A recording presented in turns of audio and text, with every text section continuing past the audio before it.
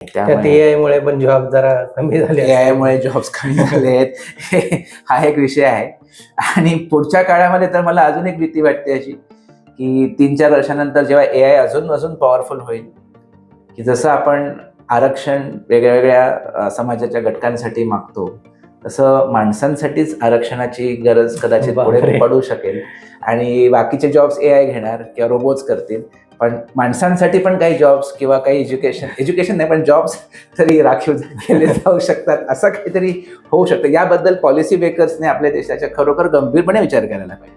कारण कंपनीजना AI वापरायलाच लागणार competitive राहण्यासाठी. कारण जगभर बाकीच्या कंपनीज वापरतात, तर आपल्याला पण वापरावं लागणार. प्रोडक्टिव्हिटी वाढते त्याच्याने. आणि त्यांचे खर्च कमी होत असतील AI वापरून, तर ते डेफिनेटली कंपनीज करणार. मग अशा वेळेला मग माणसांना जॉब कुठे मिळणार? मग त्यासाठी काही जॉब्स माणसांना द्यायलाच पाहिजेत, असा रूल कुठेतरी पॉलिसी मेकर्सना करावा लागेल. तर हा एक वेगळा विषय आहे, पण आपण हसतोय, पण खरं म्हणजे गंभीर आहे विषय.